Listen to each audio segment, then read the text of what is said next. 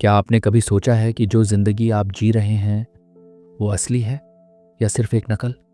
क्या सचमुच आप जानते हैं कि आप कौन हैं, या फिर आप भी उस भीड़ का हिस्सा हैं जो बिना सवाल किए बस चली जा रही है? अगर इन सवालों ने आपके भीतर हलचल पैदा की है तो आप बिल्कुल सही जगह पर हैं। Welcome to the reading capsule, जहां हम किताबों की गहराई में उतरते हैं, लेकिन सिर्फ पढ़ने के लिए नहीं, बल्कि समझने, जीने और बदलने के लिए। आज हम बात करेंगे ओशो की बेहद शक्तिशाली किताब जीवन सत्य की खोज की, एक ऐसी किताब जो सिर्फ ज्ञान नहीं देती बल्कि आपको खुद से मिलाने की शुरुआत कराती है। तो तैयार हो जाइए, क्योंकि इस वीडियो में हम करेंगे सत्य की खोज की शुरुआत। अध्याय 1, सत्य क्या है? ओशो की दृष्टि से ओशो अपने पहले अध्याय की शुरुआत एक बहुत ही मौलिक प्रश्न से करते हैं। सत्य क्या है? यह सवाल जितना सरल दिखता है, इसका उत्तर उतना ही गूढ़ है। ओशो कहते हैं कि सत्य को जाना नहीं जा सकता, केवल जिया जा सकता है। ये कोई विचार नहीं, कोई सिद्धांत नहीं, बल्कि एक अनुभव है। हम सब सत्य को खोजते हैं, धर्म में, विज्ञान में, समाज में, पुस्तकों में, लेकिन ओशो स्पष्ट करते हैं सत्य बाहर नहीं, भीतर है। और जब तक हम अपने भीतर नहीं झांकते, तब तक हम उसे नहीं पा सकते। 1. सत्य और विचार का अंतर। ओशो बताते हैं कि हम जो सोचते हैं वह हमारा सत्य नहीं है, बल्कि वह तो समाज, शिक्षा और धर्म द्वारा दिया गया प्रोग्रामिंग है। हमारे विचार उधार लिए हुए हैं, माँ बाप से, स्कूल से, ग्रंथों से। लेकिन सत्य वह उधार नहीं होता, वह तो अंतरात्मा की आवाज होता है। विचार सीमित होते हैं, लेकिन सत्य असीम होता है। 2. सत्य को पाने का मार्ग, ध्यान और मौन। ओशो बार बार ध्यान की ओर इशारा करते हैं। वे कहते हैं, जब मन शांत होता है, जब विचारों का शोर थमता है, तब पहली बार भीतर की आंख खुलती है, और तभी सत्य का प्रथम अनुभव होता है। यह अनुभव तर्क से परे है, इसे शब्दों में बांधा नहीं जा सकता। ये उसी प्रकार है जैसे कोई मीठे आम का स्वाद खुद चखे। वह स्वाद, वह अनुभव केवल स्वयं द्वारा ही जाना जा सकता है। 3. झूठे सत्य का जाल। ओशो हमें चेतावनी देते हैं। धर्म, जाति, राष्ट्र और परंपरा के नाम पर जो सत्य परोसे जाते हैं, वह अधिकतर डर, अंधविश्वास और नियंत्रण पर आधारित होते हैं। जब तक हम इन जंजीरों को नहीं तोड़ते, हम अपने सत्य के करीब नहीं जा सकते। 4. शुरुआत कहाँ से करें? ओशो कहते हैं, सत्य की यात्रा की शुरुआत स्वयं से होती है। खुद को जानने से, खुद से ईमानदार सवाल पूछने से, जैसे क्या जो मैं हूं वह मेरा असली रूप है? क्या मैं जो सोचता हूं वह मेरा अपना है? क्या मैंने कभी अपने भीतर झांका है? जो इन सवालों को गंभीरता से लेता है, वही अपनी खोज की पहली सीढ़ी चढ़ता है। सत्य कोई बौद्धिक चीज नहीं, यह आत्मा का अनुभव है। ये कोई मंजिल नहीं, बल्कि एक निरंतर यात्रा है जो भीतर की ओर जाती है, ध्यान और मौन के माध्यम से। अगर सत्य भीतर है, तो फिर वो कौन सी चीज है जो हमें अपने ही भीतर जाने से रोकती है? क्या यह हमारा डर है, हमारा अहंकार, या कुछ और? इस सवाल का उत्तर जानने के लिए देखिए अगला अध्याय, जहां ओशो बताते हैं कि मनुष्य क्यों भटकता है और खुद को क्यों खो देता है। अध्याय 2, मनुष्य क्यों भटकता है। ओशो का विश्लेषण, सत्य के रास्ते में सबसे बड़ी रुकावट कौन है? ओशो इस अध्याय में सीधा सवाल उठाते हैं, अगर सत्य हमारे भीतर है तो फिर हम उससे इतने दूर क्यों हैं? जवाब है मन। मनुष्य का मन उसकी सबसे बड़ी शक्ति भी है और सबसे बड़ी भूल भी। ओशो कहते हैं कि मनुष्य इसीलिए भटकता है क्योंकि वह मन के अधीन है, और मन वास्तव में हमारा नहीं है। 1. मन क्या है? ओशो के अनुसार मन एक संग्रह है, विचारों, धारणाओं, संस्कारों और अनुभवों का, जो हमने दूसरों से लिया है। यह कोई स्वतंत्र सत्ता नहीं है, यह अतीत का बोझ है, स्मृतियों का स्टोर हाउस। जब भी आप कुछ सोचते हैं, वह सोच असल में आपकी नहीं, वह समाज, शिक्षा, धर्म या परिवार द्वारा दी गई है।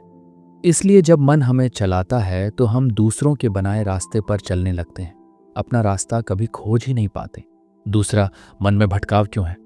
ओशो समझाते हैं कि मन हमेशा या तो अतीत में उलझा होता है या भविष्य की चिंता में। वह कभी भी वर्तमान में नहीं ठहरता, और सत्य केवल वर्तमान में ही उपलब्ध होता है। यह भटकाव इतना स्वाभाविक बन गया है कि हमने इसे जीवन का हिस्सा मान लिया है। लेकिन यह भटकाव ही हमें हमारे केंद्र से दूर करता है। 3. समाज और कंडीशनिंग। ओशो कहते हैं कि मनुष्य को जन्म के साथ ही एक रेडीमेड माइंड दे दिया जाता है। उसे बताया जाता है क्या सही है, क्या गलत है, किससे डरना है, किसे मानना है। ये कंडीशनिंग इतनी गहरी होती है कि मनुष्य उसे अपना सत्य मान बैठता है। असल में वह केवल एक प्रोग्राम्ड मशीन बनकर रह जाता है जो सोचता है, चलता है, निर्णय लेता है, लेकिन बिना जागरूकता के। 4. जागरूकता। पहला कदम तो समाधान क्या है? ओशो कहते हैं जागो। अपने विचारों को देखो, अपने डर को देखो, अपने शुड और शुड नॉट को देखो। जब तुम देखना शुरू करते हो तो बदलना भी शुरू होता है। ध्यान, मेडिटेशन ही वह आईना है जिसमें मन का चेहरा पहली बार साफ दिखाई देता है। 5. मन को साधना नहीं, समझना है। ओशो कहते हैं कि मन से लड़ो मत, वह तुम्हारा दुश्मन नहीं है। उसे दबाओ मत, बस देखो। जैसे ही तुम मन को बिना हस्तक्षेप के देखना शुरू करते हो, एक गहरा परिवर्तन शुरू होता है। धीरे धीरे मन शांत होता है और उसकी जगह एक नई चेतना प्रकट होती है। वही है आत्मा की शुरुआत। मनुष्य इसलिए भटकता है क्योंकि वह अपने मन को खुद समझे बिना उसके आदेशों पर चलता है। जब तक वह मन को जागरूकता की रोशनी में नहीं देखता, तब तक वह अपने ही सत्य से दूर बना रहता है। ओशो हमें आमंत्रण देते हैं भीतर झांकने का, मन को समझने का और अंततः उससे पार जाने का। अगर मन हमें भटका रहा है और हम उसकी पकड़ में हैं, तो फिर वह कौन सी विधि है, वह कौन सा मार्ग है जो हमें मन से परे ले जाकर चेतना की ओर ले जा सकता है? इसका उत्तर जानने के लिए सुनिए अगला अध्याय, जहां ओशो हमें ध्यान और आत्मज्ञान के बीच के रहस्य को खोलते हैं। अध्याय 3, ध्यान, मन से परे जाने का मार्ग। अब तक हमने जाना कि सत्य भीतर है और मन हमारे रास्ते की सबसे बड़ी रुकावट है। अब सवाल है, उस मन से पार कैसे जाया जाए? ओशो इस अध्याय में एकमात्र प्रभावशाली उपाय की बात करते हैं, ध्यान, मेडिटेशन। यह अध्याय केवल ध्यान की तकनीक पर नहीं, बल्कि उस भीतर की क्रांति पर केंद्रित है जो ध्यान के माध्यम से घटती है। 1. ध्यान क्या है? ओशो ध्यान को कोई क्रिया नहीं, बल्कि एक स्थिति, स्टेट कहते हैं। ध्यान का अर्थ है पूरी तरह सजग रहना, होश में रहना और बिना हस्तक्षेप के देखना। ये करने की प्रक्रिया नहीं, बल्कि होने की स्थिति है। जब हम केवल देखते हैं, बिना किसी निर्णय के, बिना किसी उम्मीद के, तो वही ध्यान की शुरुआत है। 2. ध्यान और विचारों का संबंध। ओशो कहते हैं जब विचार चल रहे हों तब तुम सो रहे हो, जब विचार रुक जाएं और केवल साक्षी बच जाए तब तुम जाग रहे हो। हमारा मन लगातार अतीत और भविष्य में दौड़ता है और ध्यान वही ब्रेक है जो इस दौड़ को रोकता है।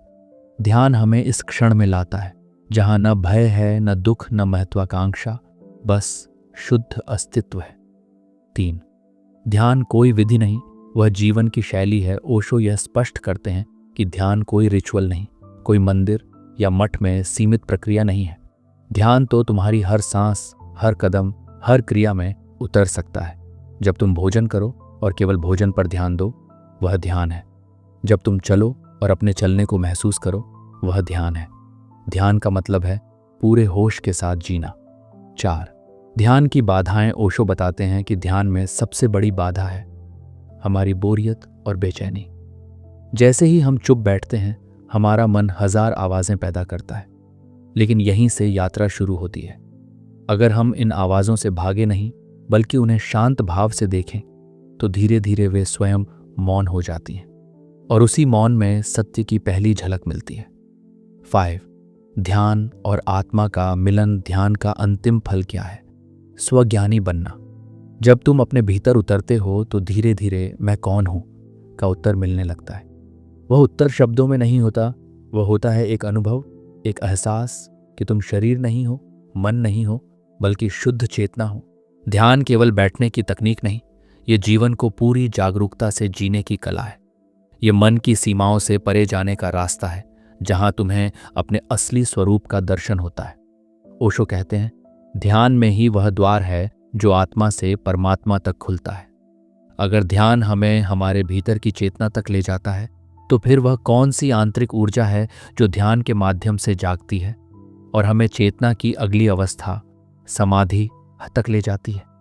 क्या वह ऊर्जा हर इंसान में होती है और क्या हम उसे जागृत कर सकते हैं? इस रहस्य से पर्दा उठेगा अगले अध्याय में, जहां ओशो चर्चा करते हैं कुंडलिनी और चेतना की ऊर्जाओं पर। अध्याय 4, कुंडलिनी, भीतर छुपी चेतना की विस्फोटक शक्ति। अब तक ओशो हमें ध्यान, मन और चेतना की ओर ले आए हैं, लेकिन ध्यान केवल एक शुरुआत है। उसके बाद जो होता है वह है भीतर की ऊर्जा का जागरण। इस अध्याय में ओशो बात करते हैं कुंडलिनी की, एक ऐसी शक्ति जो हर इंसान में सुप्त अवस्था में मौजूद है, लेकिन जागने पर वह व्यक्ति को सामान्य से असाधारण बना सकती है। एक, कुंडलिनी क्या है? ओशो बताते हैं कि कुंडलिनी कोई कल्पना नहीं, बल्कि एक जीवंत ऊर्जा है जो हमारे मेरुदंड, स्पाइनल कॉर्ड के मूल में सर्पाकार लिपटी हुई पड़ी रहती है। ये शक्ति हर मनुष्य में है, लेकिन अधिकांश लोग उसे कभी जागृत नहीं कर पाते। क्यों? क्योंकि हम बाहर की दुनिया में ही उलझे रहते हैं और भीतर की इस गहराई तक कभी जाते ही नहीं। 2, कुंडलिनी का जागरण कैसे होता है? ओशो के अनुसार ध्यान, प्राणायाम, मौन और आंतरिक समर्पण के माध्यम से धीरे धीरे यह ऊर्जा ऊर्ध्वगामी होती है, और जैसे जैसे यह ऊपर उठती है, हमारी चेतना की 7 परतें, चक्र सक्रिय होती जाती हैं। हर चक्र के साथ हमारा जीवन बदलता है, सोचने का ढंग, अनुभव करने की क्षमता, प्रेम की गहराई, सब कुछ। 3, कुंडलिनी और मानसिक परिवर्तन। ओशो ये बताते हैं कि कुंडलिनी कोई चमत्कार नहीं करती, बल्कि यह हमें अपने संपूर्ण रूप में जीने का अवसर देती है।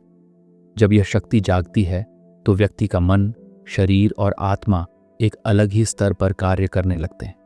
वह भीतर से शांत, लेकिन बाहर से पूरा जागरूक होता है। उसे न बाहरी नियमों की जरूरत रहती है, न किसी धर्म की बैसाखी, क्योंकि वह स्वयं में पूर्ण हो जाता है। 4, खतरा और समझदारी। ओशो चेतावनी भी देते हैं कि कुंडलिनी का जागरण कोई खेल नहीं है। अगर यह अज्ञान और अहंकार के साथ किया जाए तो यह मानसिक और शारीरिक असंतुलन भी ला सकती है। इसलिए ओशो जोर देते हैं कि इस यात्रा में जागरूकता, मार्गदर्शन और गहरी आंतरिक शुद्धता जरूरी है। 5, कुंडलिनी और ध्यान का संबंध। ओशो कहते हैं, ध्यान अगर दीपक है तो कुंडलिनी उसकी लौ है। ध्यान से रास्ता बनता है और कुंडलिनी उस रास्ते पर प्रकाश डालती है।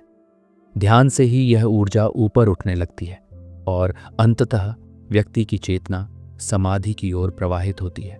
कुंडलिनी वह छुपी हुई शक्ति है जो हर व्यक्ति में मौजूद है, लेकिन उसके जागरण के लिए ध्यान, अनुशासन और आंतरिक सत्यता की आवश्यकता होती है। ओशो इसे आत्मा की अग्नि कहते हैं, जो जलती है तो भीतर का अंधकार खत्म कर देती है और केवल प्रकाश ही शेष रह जाता है। अगर कुंडलिनी हमें चेतना के ऊपरी स्तर तक ले जाती है तो फिर वह अंतिम अनुभव क्या है, जहां न मन बचता है, न विचार, न अहम, केवल पूर्ण शांति और एकत्व। क्या वह अवस्था ही है जिसे ओशो समाधि कहते हैं, और क्या वह हर इंसान के लिए संभव है? इस रहस्य का खुलासा होगा अगले अध्याय में, जहां ओशो चर्चा करते हैं समाधि, निर्वाण और आत्मा की पूर्ण मुक्ति पर। अध्याय 5, समाधि, जब मैं मिट जाता है। अब तक की यात्रा हमें ध्यान, कुंडलिनी और चेतना के जागरण तक लाई है, लेकिन ओशो कहते हैं यह अभी अंत नहीं है, बल्कि एक अंतिम छलांग अभी बाकी है। वह छलांग है समाधि में कूदने की। 1, समाधि क्या है? ओशो समाधि को परिभाषित नहीं करते क्योंकि वह परिभाषा में नहीं आती। वे कहते हैं समाधि कोई उपलब्धि नहीं, बल्कि यह अहम का पूर्ण विसर्जन है। ये वह अवस्था है जहां कर्ता मिट जाता है, केवल कर्म रह जाता है, मैं समाप्त होता है और केवल मौन, शून्यता और एकत्व बचता है। ये कोई नशा नहीं, बल्कि परम जागरूकता की स्थिति है। तो समाधि का अनुभव कैसा होता है? ओशो बताते हैं कि जब व्यक्ति समाधि में प्रवेश करता है तो उसे पहली बार अपने अस्तित्व की सीमाओं का टूटना महसूस होता है। वह न शरीर होता है, न मन, न नाम, न पहचान। वह केवल साक्षी होता है, शुद्ध अस्तित्व का गवाह।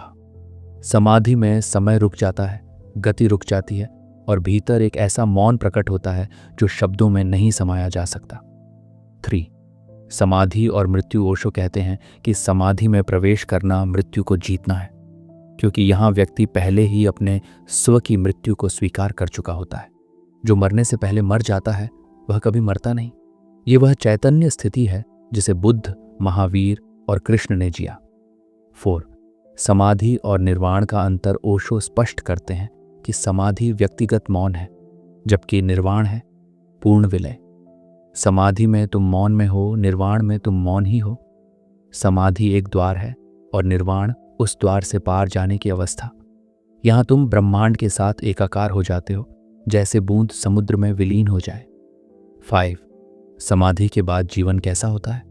ओशो कहते हैं, जो व्यक्ति समाधि को छूता है वह फिर संसार में रहता तो है, लेकिन बिल्कुल अलग स्तर पर। वह क्रोध कर सकता है, लेकिन क्रोध में नहीं होता। वह हंसता है, रोता है, प्यार करता है, लेकिन भीतर से एक गहरा मौन बना रहता है। वह संसार में होता है, लेकिन संसार उसमें नहीं होता। समाधि कोई उपलब्धि नहीं, यह स्व की समाप्ति है और पूर्ण सत्य में प्रवेश है। ओशो इसे आत्मा की अंतिम परिपक्वता कहते हैं, जहां कुछ पाने को नहीं बचता, कुछ खोने का भय नहीं रहता और केवल होने का आनंद बचता है। अगर समाधि आत्मा की पूर्ण शांति है, तो फिर प्रश्न यह उठता है, ऐसे जागृत व्यक्ति का जीवन समाज में कैसा होता है? क्या वह फिर से सामान्य जीवन जी सकता है? क्या वह प्रेम करता है, संबंध बनाता है, काम करता है, या दुनिया से कट जाता है? इस रहस्य को उजागर करेंगे अगले अध्याय में, जहां ओशो बात करते हैं जागृत व्यक्ति और समाज के बीच के संबंध पर। अध्याय 6, जागृत व्यक्ति और समाज, दो दुनियाओं का संगम। पिछले अध्याय में हमने समाधि और निर्वाण की झलक पाई। अब सवाल उठता है, क्या ऐसे व्यक्ति का कोई सामाजिक अस्तित्व भी होता है? क्या वह समाज में रहते हुए सामान्य जीवन जी सकता है? ओशो इस अध्याय में इसी पर प्रकाश डालते हैं कि आत्मज्ञान प्राप्त व्यक्ति का समाज से क्या संबंध होता है। 1. आत्मज्ञानी का समाज में स्थान। ओशो कहते हैं, समझना यह है कि जागृत व्यक्ति समाज के भीतर रहते हुए भी समाज से परिवर्तनकारी दूरी पर होता है। वह न तो दुनिया से भागता है और न ही उसमें डूबता है। वह भागीदारी करता है, लेकिन आसक्ति के बिना। वह जीता है, प्रेम करता है, कार्य करता है, लेकिन उसके भीतर एक गहरी स्वतंत्रता बनी रहती है। 2. क्या वह सामान्य कार्य करता है? ओशो स्पष्ट करते हैं कि आत्मज्ञानी व्यक्ति खेती भी कर सकता है, व्यापार भी चला सकता है, बच्चों की परवरिश भी कर सकता है, लेकिन उसमें और एक सामान्य व्यक्ति में अंतर यह होता है कि वह जागरूकता से भरा होता है। उसे न प्रसिद्धि की इच्छा होती है, न संपत्ति का मोह। वह हर कार्य को एक ध्यान के रूप में करता है। ओशो कहते हैं, जागृत व्यक्ति कर्म करता है, लेकिन करता नहीं होता। 3. संबंधों में जागृत व्यक्ति कैसा होता है? ओशो मानते हैं कि आत्मज्ञानी व्यक्ति अत्यंत प्रेमपूर्ण होता है, क्योंकि उसके भीतर अब कोई डर, कोई अपेक्षा नहीं बचती। वह दूसरों को स्वतंत्रता देता है, क्योंकि अब उसे किसी पर अधिकार जमाने की जरूरत नहीं। उसका प्रेम शुद्ध होता है, बिना मांग के। वह न जलता है, न ईर्ष्या करता है, क्योंकि उसका अहम पूरी तरह मिट चुका होता है। 4. समाज से उसका टकराव क्यों होता है? ओशो यहाँ एक कटु लेकिन सच्चा बिंदु उठाते हैं कि आत्मज्ञानी व्यक्ति अक्सर समाज के लिए असहज होता है, क्योंकि वह प्रश्न पूछता है, झूठ को चुनौती देता है और रूढ़ियों को तोड़ता है। समाज स्थायित्व चाहता है, जबकि आत्मज्ञानी चेतना का आंदोलन होता है। इसलिए बुद्ध को निकाला गया, ईसा मसीह को सूली दी गई, सुकरात को विष पीना पड़ा, क्योंकि ये लोग सत्य के प्रतिनिधि थे और समाज अक्सर सत्य से डरता है। 5. फिर भी वह समाज को सबसे ज्यादा देता है। ओशो कहते हैं, जागृत व्यक्ति ही समाज को दिशा दे सकता है। वही समाज को एक नई दृष्टि, नई चेतना और नया प्रेम दे सकता है। वह कोई आंदोलन नहीं चलाता, लेकिन उसका अस्तित्व ही परिवर्तन है। वह चलता है तो मौन भी शिक्षा बन जाता है। वह बोलता है तो हर शब्द ध्यान का दीपक होता है। एक आत्मज्ञानी व्यक्ति समाज से भागता नहीं, बल्कि उसके भीतर रहकर उसे चेतना का बीज देता है। वह अलग दिखाई नहीं देता, लेकिन उसका जीवन इतना शुद्ध, स्पष्ट और मौन होता है कि जो भी उसके पास आता है कुछ न कुछ बदल कर लौटता है। अब जब हम जान गए कि आत्मज्ञानी समाज में रहते हुए भी अलग तरह से जीता है, तो अगला प्रश्न यह उठता है, क्या हर व्यक्ति इस अवस्था तक पहुंच सकता है, या यह केवल विशेष लोगों के लिए ही संभव है? क्या एक सामान्य गृहस्थ भी आत्मज्ञान की ओर जा सकता है, या इसके लिए सब कुछ त्यागना ही पड़ेगा? इस प्रश्न का उत्तर मिलेगा अगले अध्याय में, जहां ओशो बताएंगे, क्या आत्मज्ञान हर किसी के लिए संभव है? अध्याय 7, क्या आत्मज्ञान सभी के लिए संभव है? अब तक की यात्रा में हमने ध्यान, कुंडलिनी, समाधि और आत्मज्ञानी व्यक्ति के सामाजिक जीवन को समझा। लेकिन अब सवाल सीधा और बहुत व्यक्तिगत है। क्या हम भी आत्मज्ञान को पा सकते हैं? 1, आत्मज्ञान कोई विशेषाधिकार नहीं। ओशो शुरुआत ही इस स्पष्ट कथन से करते हैं, आत्मज्ञान कोई विशेष आत्माओं के लिए आरक्षित नहीं है। यह उतना ही स्वाभाविक है जितना एक बीज का पेड़ बनना। हर इंसान में आत्मज्ञान की संभावना छिपी हुई है। जैसे हर बीज में वृक्ष बनने की क्षमता होती है, वैसे ही हर इंसान में बुद्ध बन जाने की संभावना होती है। फर्क सिर्फ इतना है, कितना ध्यान, साहस और समर्पण है उस संभावना को जगाने में। दूसरी बाधाएं क्या हैं? ओशो मानते हैं कि आत्मज्ञान के मार्ग में सबसे बड़ी रुकावटें बाहरी नहीं बल्कि आंतरिक होती हैं। आत्मभ्रम, हम वही नहीं हैं जो सोचते हैं। आसक्ति, वस्तुओं, संबंधों और मान सम्मान से चिपके रहना। डर, विशेषकर मृत्यु का भय और अकेले होने की असहजता। अनुकरण, किसी और के रास्ते पर चलना, अपने भीतर झांकने की बजाय। इन बाधाओं को तोड़े बिना कोई आत्मज्ञान की ओर नहीं बढ़ सकता। 3, क्या गृहस्थ भी आत्मज्ञानी हो सकता है? ये प्रश्न विशेष रूप से रोचक है। ओशो इसका उत्तर स्पष्ट और क्रांतिकारी ढंग से देते हैं। हाँ, बिल्कुल हो सकता है। वे कहते हैं कि आत्मज्ञान का विवाह, संतान, व्यापार या सामाजिक भूमिका से कोई विरोध नहीं है। महत्वपूर्ण है तुम्हारा आंतरिक दृष्टिकोण। क्या तुम जाग कर जी रहे हो? क्या तुम हर पल को सजग होकर अनुभव कर रहे हो? क्या तुम जीवन को पूरी तरह देख और समझ रहे हो? अगर हाँ, तो तुम घर में रहकर भी बुद्ध हो सकते हो। 4, आत्मज्ञान और सहजता। ओशो समझाते हैं कि आत्मज्ञान कोई लक्ष्य नहीं बल्कि स्वाभाविक अवस्था है। तुम्हें कुछ बनना नहीं, बल्कि जो तुम हो वही पूरी तरह देख लेना है। जिस दिन तुमने अपने भीतर झांका और बिना किसी झूठ के पूरे मौन से खुद को देख लिया, वहीं से बोध की शुरुआत होती है। 5, क्या कोई विधि है आत्मज्ञान के लिए? ओशो कहते हैं कि कोई एक विधि नहीं, क्योंकि हर व्यक्ति की प्रकृति अलग है। लेकिन वे कुछ सार्वभौमिक सूत्र देते हैं। ध्यान, स्वयं के साक्षी बनो। मौन, बाहरी शोर से हटो। प्रेम, लेकिन बिना स्वार्थ के। जवाबदेही, अपने जीवन के लिए पूरी जिम्मेदारी लो। सत्य, अपने भीतर और बाहर झूठ से मुक्त हो जाओ। ये सूत्र मार्ग नहीं बनाते बल्कि भीतर की रोशनी जगाते हैं। अध्याय 7 का सार हर व्यक्ति में आत्मज्ञान की संभावना है। ये कोई चमत्कार नहीं बल्कि चेतना के साथ जीने की कला है। ओशो कहते हैं, जब तुम अपने आप में लौट आते हो तो वही पल आत्मज्ञान का होता है। तो दोस्तों, हमने आज ओशो की कालजयी पुस्तक जीवन सत्य की खोज के माध्यम से एक ऐसी यात्रा की जो केवल विचारों की नहीं, चेतना की यात्रा थी। ये कोई सामान्य किताब नहीं थी, ये एक दर्पण थी जिसमें हमने स्वयं को देखा, पहचाना और पहली बार अपने भीतर उतरने की कला सीखी। हर अध्याय ने हमें एक नए मोड़ पर लाकर खड़ा किया। पहले अध्याय ने झकझोरा कि हम जी तो रहे हैं, लेकिन क्या सच में जी रहे हैं? हमने जीवन को समस्या मानकर उससे भागना सीखा, जबकि ओशो ने बताया कि जीवन कोई पहेली नहीं, एक प्रवाह है, एक अनुभव है। दूसरे अध्याय में हमें यह एहसास हुआ कि मृत्यु से भागना स्वाभाविक नहीं, बल्कि हमारी चेतना की गहराई की कमी है। ओशो ने स्पष्ट किया कि जब तक मृत्यु को नहीं समझा जाएगा, तब तक जीवन अधूरा ही रहेगा। तीसरा अध्याय ध्यान की चर्चा करता है। ध्यान न कोई मुद्रा है, न कोई विधि। ये एक दृष्टिकोण है, अपने भीतर उतरने की हिम्मत है, जहां बाहर की भीड़ नहीं, भीतर का मौन होता है। चौथा अध्याय हमें बताता है कि हम सबके भीतर एक कुंडलिनी ऊर्जा सोई हुई है, जो चेतना का विस्फोट कर सकती है, अगर हम उसे जागरूकता से छूना सीखें। पांचवें अध्याय में समाधि की चर्चा थी। ओशो बताते हैं कि समाधि कोई चमत्कार नहीं, यह स्वाभाविक परिणति है उस व्यक्ति की जो पूर्ण रूप से जाग गया है। छठा अध्याय ने हमें आत्मज्ञानी की सामाजिक भूमिका को समझाया, कैसे एक बोधिसत्व समाज में रहकर भी समाज की चेतना से ऊपर उठ चुका होता है। वह न तो सन्यासी होता है, न गृहस्थ, वह सिर्फ जागरूकता का प्रतीक होता है। सातवें अध्याय में यह भ्रम तोड़ा गया कि आत्मज्ञान किसी विशेष के लिए है।